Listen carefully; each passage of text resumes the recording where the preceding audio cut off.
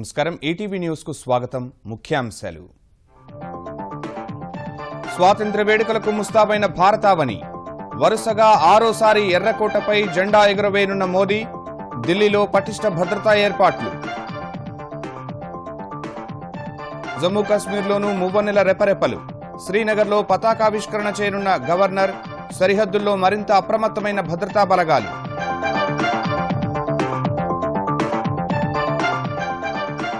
15 August వేడుకకు సిద్ధమైన తెలుగు రాష్ట్రాలు సీఎం హోదాలో తొలిసారి జెండా ఎగురవేయనున్న జగన్ గోల్కొండ కోటపై కేసీఆర్ పతాకావిష్కరణ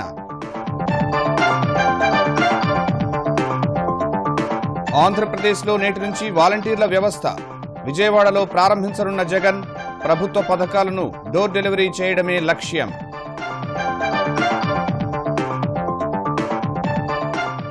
నదుల అనుసంధానంపై కేంద్రానికి ఏపీ సీఎం లేఖ గోదావరి జలాలను సాగర్ శ్రీశైలం తరలించేందుకు సాయం అందించాలని విజ్ఞప్తి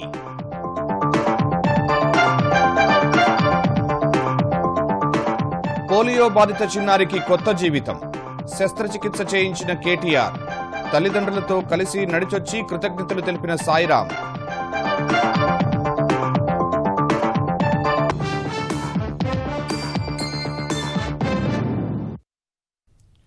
దేశ 73వ స్వాతంత్ర్య వేడుకలకు యావత్ భారతావని ముస్తాబైంది ఆసేతు హిమాచలం మువ్వన్నెల జెండాను ఎగరేసి స్వాతంత్ర్య సమరయోధులకు జేజేలు పలికేందుకు సిద్ధమైంది దేశ ప్రధానమంత్రిగా వరుసగా రెండోసారి ఎన్నికైన నరేంద్ర మోదీ కాసేపట్లో ఢిల్లీలోని ఎర్రకోటపై త్రివర్ణ పతాకాన్ని ఎగరవేసి జాతినుద్దేశించి ప్రసంగించనున్నారు జమ్మూ కశ్మీర్కు ప్రత్యేక హోదా రద్దు తర్వాత జరుగుతున్న ఈ వేడుకలను భగ్నం చేసేందుకు ఉగ్రవాదులు దాడులకు తెగబడవచ్చనే హెచ్చరికల దృష్ట్యా ఢిల్లీలో కనీవినీ ఎరుగని రీతిలో భద్రతా ఏర్పాట్లు చేశారు దేశమంతా హై అలర్ట్ ప్రకటించారు 73వ స్వాతంత్ర్య వేడుకలను ఘనంగా నిర్వహించేందుకు దేశ రాజధాని ఢిల్లీలో సర్వం సిద్ధమైంది ప్రధాని మోదీ రెండోసారి అధికారం చేపట్టాక తొలిసారి ఎర్రకోటపై త్రివర్ణ పతాకాన్ని కాసేపట్లో ఎగరవేనున్నారు మొదట రాజ్ఘాట్ వద్ద జాతిపిత మహాత్మాగాంధీకి నివాళులర్పించిన తర్వాత అమరవీరుల స్తూపం వద్ద అంజలి ఘటిస్తారు ఎర్రకోట వద్దకు చేరుకుని త్రివర్ణ పతాకాన్ని ఆవిష్కరించి జాతినుద్దేశించి ప్రసంగిస్తారు స్వాతంత్ర్య దినోత్సవం సందర్భంగా ఉగ్రవాదులు దాడులకు తెగబడవచ్చనే నిఘా వర్గాల హెచ్చరికలతో కేంద్రం అప్రమత్తమైంది జమ్మూ కశ్మీర్కు ప్రత్యేక హోదా రద్దు తర్వాత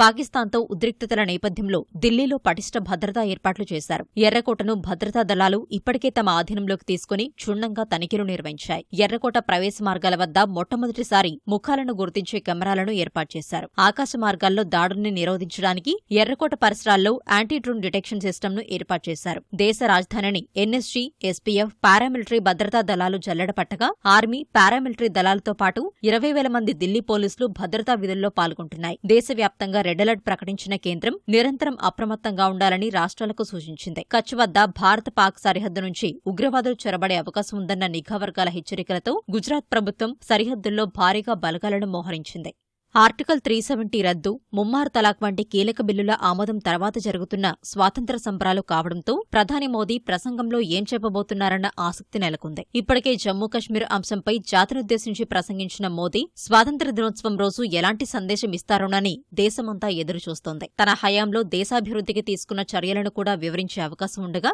ఆర్థిక మందగమనంపై ఆందోళనల్ని ప్రస్తావించవచ్చని భావిస్తున్నారు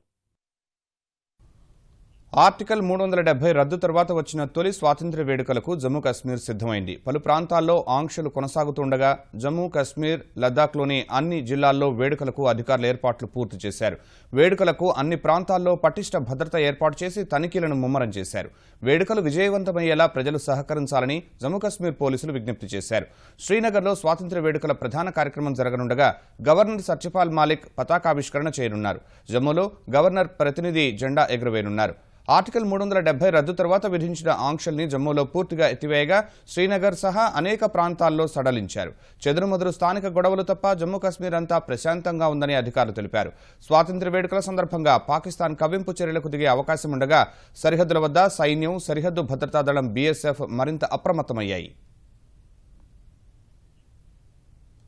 తెలుగు రాష్ట్రాల్లోనూ స్వాతంత్ర్య వేడుకలు ఘనంగా జరగనున్నాయి. తెలంగాణలో జెండా పండుగకు సర్వం సిద్ధమైంది. గోల్కొండ కోటలో అట్టహాసంగా స్వాతంత్ర్య దినోత్సవాన్ని జరిపేందుకు అన్ని ఏర్పాట్లు పూర్తయ్యాయి. ముఖ్యమంత్రి కేసీఆర్ ఈ ఉదయం మువ్వనెల జెండా ఆవిష్కరిస్తారు. పోలీసులు నిర్వహించే కవాతును వీక్షించి గౌరవ వందనం స్వీకరిస్తారు. తర్వాత రాష్ట్ర ప్రజలను ఉద్దేశించి ప్రసంగించనున్న కేసీఆర్ తెలంగాణలో అమలవుతున్న అభివృద్ధి సంక్షేమ పథకాలను గుర్తు చేస్తూనే ప్రగతి ప్రణాళికలను ఆవిష్కరించే అవకాశం ఉంది. నిఘా వర్గాల హెచ్చరికలతో గోల్కొండ కోట సహా పరిసర ప్రాంతాల్లో పోలీసులు పటిష్ట భద్రతా ఏర్పాట్లు చేశారు. దాదాపు 2,000 మంది పోలీసులతో బందోబస్తు నిర్వహిస్తున్నారు. తెలంగాణ జిల్లాల్లో కూడా స్వాతంత్ర్య వేడుకలను ఘనంగా నిర్వహించేందుకు అన్ని ఏర్పాట్లు చేశారు. జిల్లాల్లో మంత్రులు, ప్రజాప్రతినిధులు జాతీయ పతాకావిష్కరణ కార్యక్రమాల్లో పాల్గొంటారు. ఆంధ్రప్రదేశ్ వ్యాప్తంగా స్వాతంత్ర్య వేడుకలకు సర్వం సిద్ధమైంది. ప్రభుత్వం అధికారికంగా నిర్వహిస్తున్న వేడుకలకు విజయవాడలోని ఇందిరాగాంధీ మున్సిపల్ స్టేడియం ముస్తాబైంది. ఉదయం 9 గంటలకు ముఖ్యమంత్రి హోదాలో జగన్మోహన్ రెడ్డి తొలిసారి మువ్వనెల జెండాను ఆవిష్కరించనున్నారు.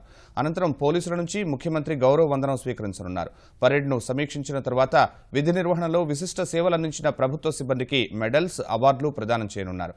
ఉదయం 10 గంటలకు ప్రజలను ఉద్దేశించి ప్రసంగించనున్న జగన్ నవరత్నాలు, వాటి అమలు తీరు సహా వచ్చే 5 ఏళ్లలో ప్రభుత్వం అమలు చేయనున్న వినూత్న పథకాలను ప్రస్తావించనున్నట్టు తెలుస్తోంది. ఆంధ్రప్రదేశ్ వ్యాప్తంగా ఇన్ఛార్జి మంత్రులు జెండా వందన కార్యక్రమం నిర్వహించనున్నారు. ఆంధ్రప్రదేశ్లో సంక్షేమ పథకాలను ప్రజల ముంగిటకు చేర్చడమే లక్ష్యంగా ప్రభుత్వం ఏర్పాటు చేసిన గ్రామ వాలంటీర్ల వ్యవస్థ నేటి నుంచి అందుబాటులోకి రానుంది. ముఖ్యమంత్రి జగన్ విజయవాడలో లాంఛనంగా ప్రారంభించనున్నారు. పట్టణాలు, గ్రామాల్లో ప్రతి 50 కుటుంబాలకు ఓ వాలంటీర్ నియామకాన్ని ప్రభుత్వం ఇటీవలే పూర్తి చేసింది. గ్రామాల్లో 1,82,000, పట్టణాల్లో 64,000 మందిని నియమించారు. మొత్తం 2,46,000 మంది వాలంటీర్లకు సంక్షేమ పథకాలు, వాటిని అమలు చేసే విధానంపై శిక్షణ ఇచ్చారు. వైకాపా ప్రభుత్వ ప్రథమ ప్రాధాన్యాంశాలైన నవరత్నాలను అర్హులైన వారందరికీ అందించడం సహా కొత్త పథకాలను క్షేత్రస్థాయిలో అర్హులకు చేరవేయడాన్ని ప్రధాన బాధ్యతగా నిర్దేశించారు. పింఛన్ల పంపిణీ, విద్యార్థులకు బోధనా రుసుములు, రేషన్, ఆరోగ్యశ్రీ కార్డులు అందించడం, ఆరోగ్యశ్రీ సేవలు, రేషన్ పంపిణీ, అమ్మఒడి పథకం కింద 15,000 పంపిణీ, రైతు భరోసా కింద 12,500 పంపిణీ సహా ప్రభుత్వం అమలు చేసే సంక్షేమ అభివృద్ధి పథకాలను ప్రజలకు చేరువ చేయడం వీరి బాధ్యతగా నిర్దేశించారు. రహదారులు, వీధి దీపాలు, మురుగునీటిపారుదల సమస్యలపై దృష్టి పెట్టడం, తాగునీటి సదుపాయం, పరిసరాల పరిశుభ్రత, ప్రాథమిక విద్యకు ప్రాధాన్యమివ్వడాన్ని వాలంటీర్ల ముఖ్య విధులుగా ప్రభుత్వం తెలిపింది. పురపాలక సంఘాలు, గ్రామ పంచాయతీలకు అనుబంధంగా పనిచేసే వాలంటీర్లకు నెలకు 5,000 రూపాయల వేతనం ఇవ్వనుంది. రైతులను నట్టేట ముంచుతున్న నకిలీ విత్తనాలు, మందుల నివారణ దిశగా ఆంధ్రప్రదేశ్ ప్రభుత్వం అడుగులు వేస్తోంది. అన్నదాతల కన్నీటికి కారణమవుతున్న అక్రమార్కుల ఆట కట్టించాలని ముఖ్యమంత్రి జగన్ అధికారులను ఆదేశించారు. అగ్రి ల్యాబ్ల ఏర్పాటు సహా నిరంతరం తనిఖీలు చేపట్టాలన్న ఆయన రైతుకు ఏ కష్టం వచ్చినా ప్రభుత్వం ఆదుకుంటుందనే భరోసా కల్పించాలని సూచించారు. ఆంధ్రప్రదేశ్లో వ్యవసాయ మిషన్పై సమీక్షించిన ముఖ్యమంత్రి జగన్ ప్రస్తుతం రైతులు ఎదుర్కొంటున్న అనేక సమస్యలపై చర్చించారు. శాసనసభలో ఇటీవల తెచ్చిన కౌలు చట్టంపై రైతులు, కౌలు రైతులకు గ్రామ వాలంటీర్ల ద్వారా అవగాహన కల్పించాలని ఆదేశించారు. గ్రామ సచివాలయాలు వచ్చిన తర్వాత రైతుల కోసం ఉద్దేశించిన పథకాలు మరింత సమర్థంగా అమలు చేయాలన్నారు. ఎరువులు, పురుగుమందులు పరీక్షించిన తర్వాతే రైతులకు చేరాలని, నకిలీలుంటే అక్కడికక్కడే నిర్మూలించాలని ఆదేశించారు. ప్రతి గ్రామంలోనూ ఒక దుకాణంలో పరీక్షించిన ఉత్పత్తులను మాత్రమే ఉంచాలని, రాష్ట్ర ప్రభుత్వంతో ఒప్పందాలు చేసుకున్న సంస్థలు మాత్రమే వీటిని సరఫరా చేసేలా చూడాలన్నారు. ప్రతి నియోజకవర్గంలో అగ్రి ల్యాబ్ ఏర్పాటు చేసి విత్తనాలు, ఎరువులు, పురుగుమందులను విధిగా పరిశీలించాలని అధికారులను ఆదేశించారు. ఆక్వా సాగుకు నకిలీల బెడద ఉండకుండా చూడాలని సీఎం ఆదేశించినట్లు వ్యవసాయ మిషన్ వైస్ చైర్మన్ నాగిరెడ్డి చెప్పారు. అగ్రికల్చర్ ల్యాబ్స్ రాష్ట్రంలో అన్ని నియోజకవర్గాలను పెడతానని చెప్పి ప్రామిస్ చేయడం జరిగింది. అసెంబ్లీలో కూడా దానికి బడ్జెట్ కూడా కేటాయించారు. సో దాని మీద కూడా ఎట్లా మోడాలిటీసు లేదా ఇంకేం మార్పు చేయాలి, మళ్ళీ 1-2 సార్లు అందరితోనూ కూడా అవసరమైతే మెటీరియల్ సప్లైర్స్తో ఎంఓయూలు ఎలా చేసుకోవాలి, అలాగే ల్యాబుల్లో మీకు నియోజకవర్గ లెవెల్లో ల్యాబ్ ఎంతవరకు ఫెసిలిటీస్ ఉండాలి, జిల్లా లెవెల్లో ఎంతవరకు ఫెసిలిటీస్ ఉండాలి, ఇవి మనం చాలా ఐడియాలజీగా తీసుకున్నాం కాబట్టి ఎక్కడా కూడా రాజీ పడకుండా దీని మీద పూర్తిగా టాప్ కాన్సన్ట్రేషన్ చేయమని చెప్పడం జరిగింది. చిరుధాన్యాల సాగును మరింత ప్రోత్సహించాలని సీఎం జగన్ అధికారులను ఆదేశించారు. సాగు చేసిన వాటికి గిట్టుబాటు ధర ఉండేలా చూడాలన్నారు. కరువు కారణంగా రాయలసీమతో పాటు ప్రకాశం జిల్లా రైతులు తీవ్రంగా దెబ్బతిన్నారని అధికారులు సీఎం దృష్టికి తీసుకొచ్చారు. నష్టపోయిన రైతులను గుర్తించి భరోసా కల్పించాలని సీఎం సూచించారు. సుబాబుల్, జామాయిల్ రైతులను ఏ విధంగా ఆదుకోవాలన్న దానిపై ప్రతిపాదనలు సిద్ధం చేయాలని సూచించారు. దేశంలోని వివిధ రాష్ట్రాల్లో వర్ష బీభత్సం కొనసాగుతోంది. మరోసారి కుండపోత వర్షాలతో కేరళ కకావికలం అవుతుండగా ప్రాణనష్టం కూడా భారీగానే సంభవించింది. ఒడిశాలోని 11 జిల్లాల్లో తుపాను హెచ్చరికలు జారీ చేయగా గుజరాత్లో భారీ వర్షాలు కురుస్తాయని వాతావరణ శాఖ హెచ్చరించింది. మధ్యప్రదేశ్ అంతటా భారీ వర్షాలు కురుస్తుండగా పలు నదులు ఉప్పొంగి ప్రవహిస్తున్నాయి. మహారాష్ట్ర, కర్ణాటకలో వర్షాలు క్రమంగా తెరిపినిస్తున్నాయి. వారం రోజులకు పైగా కురుస్తున్న భారీ వర్షాలతో పలు రాష్ట్రాల్లో వరద బీభత్సం కొనసాగుతోంది. వరదలకు తీవ్రంగా ప్రభావితమైన కేరళలో పరిస్థితి భీతావహంగా మారింది. ఇప్పటికే వరదల కారణంగా మృతి చెందిన వారి సంఖ్య 102కు చేరుకుంది. నైరుతి రుతుపవనాల ప్రభావంతో తాజాగా కేరళలోని పలు జిల్లాల్లో భారీ వర్షాలు ముంచెత్తుతుండగా అనేక ప్రాంతాలు నీట మునిగాయి. మలప్పురం, కన్నూరు, కోజికోడ్, పతనంతిట్ట జిల్లాలు వరద గుప్పిట చిక్కుకున్నాయి. రాబోయే 24 గంటల్లో భారీ వర్షాలు కురుస్తాయని వాతావరణ శాఖ హెచ్చరించింది. వరద బాధిత జిల్లాల్లో సహాయ చర్యలు ముమ్మరంగా సాగుతున్నాయి. వరద బాధితుల కోసం 1000కి పైగా సహాయ శిబిరాలు ఏర్పాటు చేయగా 1,80,000 మంది ఆశ్రయం పొందుతున్నారు.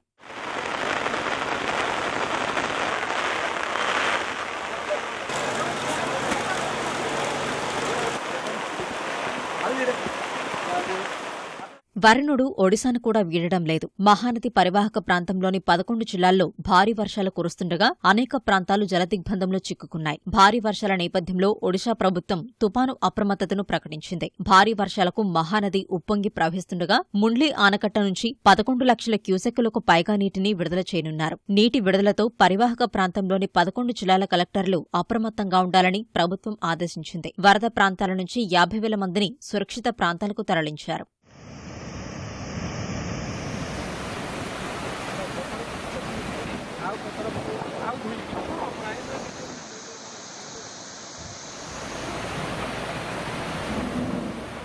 మధ్యప్రదేశ్లోని అన్ని జిల్లాల్లో భారీ వర్షాలు కురుస్తున్నాయి. వర్షాల ధాటికి నర్మదా, క్షిప్రా, బెట్వా, తపతి, తవా, చంబల్, పార్వతీ నదులు ఉప్పొంగి ప్రవహిస్తున్నాయి. మందసౌర్, బేతుల్ జిల్లాల్లో వరదలకు 4 నీట మునిగి ప్రాణాలు కోల్పోయారు. మధ్యప్రదేశ్లో ఇవాళ కూడా భారీ నుంచి అతి భారీ వర్షాలు కురుస్తాయని వాతావరణ శాఖ హెచ్చరించింది. వరద గుప్పిట చిక్కుకుని తేరుకుంటున్న గుజరాత్లో ప్రస్తుతం వర్షాలు తగ్గుముఖం పట్టినా ఇవాళ రేపు ఉత్తర గుజరాత్లోని పలు జిల్లాల్లో భారీ వర్షాలు కురుస్తాయని వాతావరణ శాఖ హెచ్చరించింది. అప్రమత్తమైన అధికారులు 60,000 మందిని సురక్షిత ప్రాంతాలకు తరలించారు.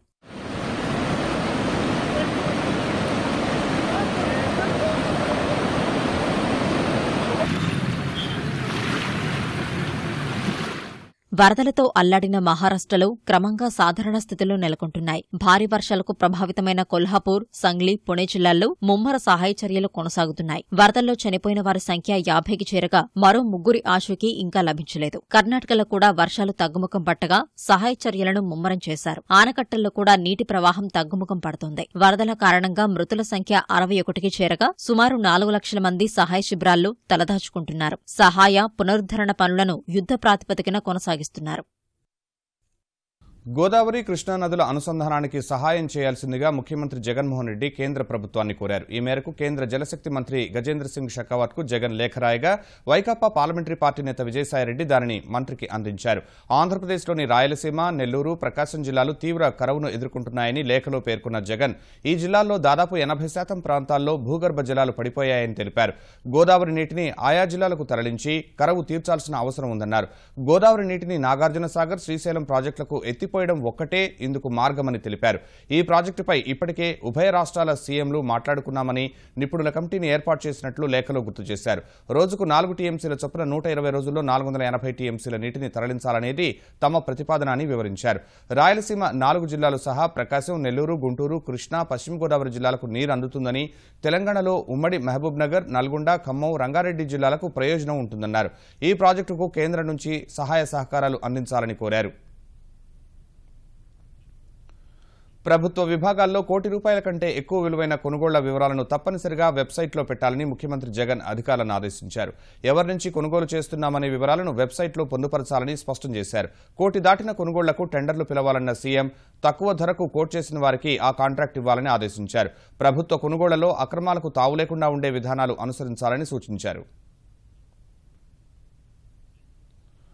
ముఖ్యమంత్రి జగన్మోహన్ రెడ్డి కుటుంబ సమేతంగా ఇవాళ అమెరికా పర్యటనకు బయలుదేరి వెళ్లనున్నారు. ఇండియానా రాష్ట్రంలోని ప్రఖ్యాత నాటర్డమ్ విశ్వవిద్యాలయంలో తన చిన్న కుమార్తె అడ్మిషన్ కోసం వెళుతున్న జగన్ కొన్ని అధికారిక కార్యక్రమాలకు హాజరు కానున్నారు. తిరిగి 24వ తేదీ విజయవాడ చేరుకోనుండగా 9 రోజుల పాటు ఆయన పర్యటన వివరాలను ముఖ్యమంత్రి కార్యాలయం విడుదల చేసింది. 16వ తేదీ నుంచి 22వ తేదీ మధ్య అమెరికాలోని వాషింగ్టన్ డీసీ, డాలస్, షికాగోలో అమెరికా అధికారులు, పారిశ్రామికవేత్తలు, ప్రవాస భారతీయులు, ప్రవాసాంధ్రులతో ముఖ్యమంత్రి భేటీ కానున్నారు. వాషింగ్టన్ డీసీలో ప్రపంచ బ్యాంకు ప్రతినిధులతోనూ జగన్ సమావేశం కానున్నారు. జగన్ వ్యక్తిగత కారణాలతో అమెరికా పర్యటనకు వెళ్తుండటంతో విమాన టికెట్లు, వసతికయ్యే ఖర్చులను ప్రభుత్వం నుంచి కాకుండా వ్యక్తిగతంగానే భరిస్తున్నట్టు సీఎం కార్యాలయం స్పష్టం చేసింది. సెప్టెంబర్ 1 నుంచి తెల్ల రేషన్ కార్డుదారులకు సన్నబియ్యం సరఫరాను పైలట్ ప్రాజెక్టుగా 3 జిల్లాల్లో అమలు చేయాలని ఆంధ్రప్రదేశ్ ప్రభుత్వం నిర్ణయించింది. సన్నబియ్యం సరఫరాపై పౌర సరఫరాల శాఖ మంత్రి కొడాలి నాని, గృహ నిర్మాణ శాఖ మంత్రి రంగనాథరాజు నేతృత్వంలోని మంత్రివర్గ ఉపసంఘం అమరావతిలో భేటీ అయి సన్నబియ్యం సరఫరాపై మిల్లర్లతో చర్చించింది. తెల్ల రేషన్ కార్డుదారులకు సన్నబియ్యాన్ని వచ్చే ఏడాది ఏప్రిల్ నాటికి అన్ని జిల్లాల్లో అమలు చేయాలని ఈ సమావేశంలో నిర్ణయించారు. వసతి గృహాల్లో మధ్యాహ్న భోజన పథకానికి కూడా వీటిని సరఫరా చేయాలని నిర్ణయం తీసుకున్నారు. తెరాస కార్యనిర్వాహక అధ్యక్షుడు కేటీ రామారావు చొరవతో ఓ బాలుడు అంగవైకల్యాన్ని జయించాడు. గోదావరి ఖనికి చెందిన 4వ తరగతి విద్యార్థి సాయిరాంకు పోలియో కారణంగా 2 కాళ్లు వంకర తిరిగి నడవలేని పరిస్థితి ఏర్పడింది. సాయిరాం తల్లిదండ్రులు రాజమల్లు, లక్ష్మి జనవరిలో తెలంగాణ భవన్లో కేటీఆర్ను కలిసి శస్త్రచికిత్సకు సాయం చేయాలని కోరారు. ముఖ్యమంత్రి సహాయ నిధి కింద ఆర్థిక సాయం అందించడంతో పాటు శస్త్రచికిత్సకు పూర్తయ్యే వరకు సాయం చేయాలని తెరాస నేత కట్టెల శ్రీనివాస్ యాదవ్కు కేటీఆర్ బాధ్యతలు అప్పగించారు. ప్రముఖ ఆసుపత్రిలో సాయిరాంకు శస్త్రచికిత్స విజయవంతమవగా ప్రస్తుతం అందరిలా నడవగలుగుతున్నాడు. సాయిరాం తన తల్లిదండ్రులతో కేటీఆర్ను కలిసి ధన్యవాదాలు తెలిపాడు. సాయిరాం సాధారణ స్థితికి రావడం చూసిన కేటీఆర్ ఆనందం వ్యక్తం చేశారు.